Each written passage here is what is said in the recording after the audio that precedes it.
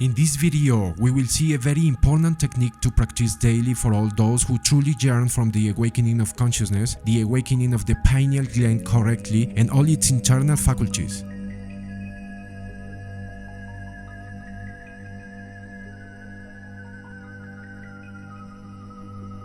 It is of vital importance to raise the seminal creative energy to the brain and not continue expelling it from the body because we are wasting powers, vitality, youth, health, genius, and worst of all, the divinity within us. The level of the vessel. We all have an internal vessel where the creative energy, the seminis, is deposited. We will notice that we feel more excited when the level of the passage is full of halfway up. Then anything demands us to lose full activity because it is instinctive. Indeed, we have to learn to manage the energy levels of the body. It is obvious that if it fills up, it spills over. When a person has a high vessel level and has no one to transmute their energy with, or has a partner but cannot practice for some reason of health or whatever it may be, one must learn to sublimate the energy.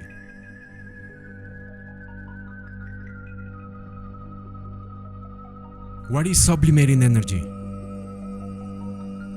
It is learning to supply the brain through a breathing exercise. That exercise is a pranayama where we are going to imagine our spine and our brain, and we are going to sublimate the energy through the lunar channels of Ida and Pingala. Here we imagine the sexual glands and the nose. The important thing is to learn to imagine how the process occurs. There are several pranayamas, and this is one of them. Imagination, concentration, and willpower are the essence of any esoteric practice.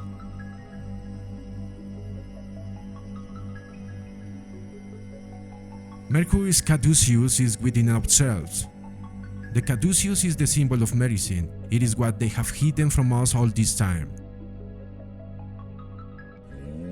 With our own creative energy and seminis, which the ancient alchemists called Mercury, ascending through our internal caduceus, it can heal us from diseases and awaken the pineal and pituitary glands.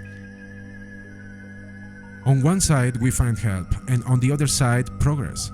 The two snakes that coil around the sacred rod, which is the spinal column. These two snakes allow the energy to be sublimated through the vital body, doing this breathing exercise and using the mantra Ham Sah.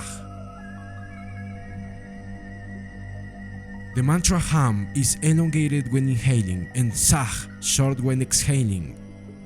Inhalation lasts about 20 seconds and exhalation lasts about 2 seconds.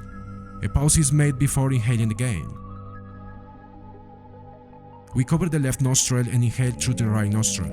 We imagine that our energy ascends and reaches the right nostril.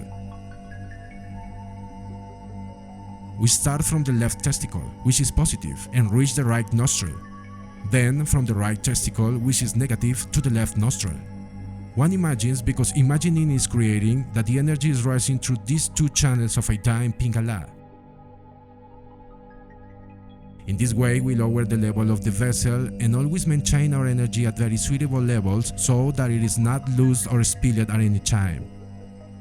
How to inhale through the nose slowly for a time close to 30 seconds.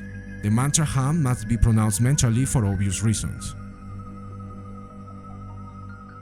It is important to clarify that women should not practice this technique during the 7 days of the period. 7 days are counted from the first day. Men can practice it 365 days a year, and married people who are practicing with the HGA arcane do it during the woman's days.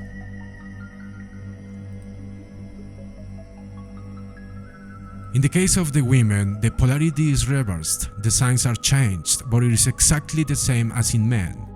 Ladies start from the right ovary and go to the left nostril, and then continue from the left ovary, taking the energy to the right nostril.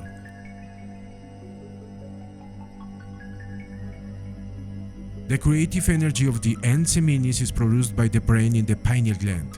This collects the energy of the spirit and joins it with sexual hydrogen. This exercise is regenerative and helps a lot in health matters. It can be done from 10 minutes to half an hour.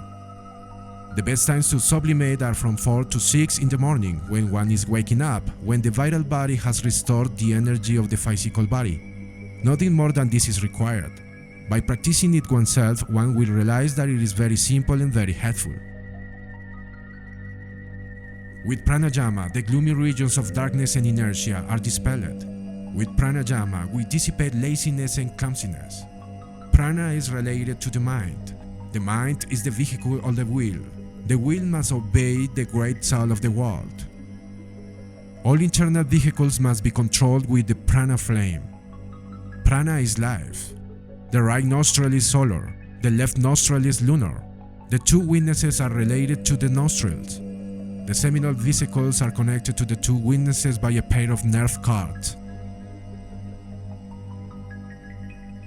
In short, we can assure that the two witnesses of the apocalypse are born in the seminal vesicles. The two seminal vesicles are the two oceans of life. It is said that Moses found his teacher at the confluence of the two oceans. We have taught in this chapter a special pranayama for practitioners of the Western world. Those who want to awaken the Kundalini must persevere daily throughout their lives in pranayama. The room designated from the practice of pranayama should not be a mess, nor should it be poorly ventilated or dirty. It must be a clean, pure, and tidy room. Pranayama should also be practiced in the countryside, in the mountains, by the seaside, etc. With pranayama, we transmute the energy of the Anseminis into Christic energy. With pranayama, we open the chakras.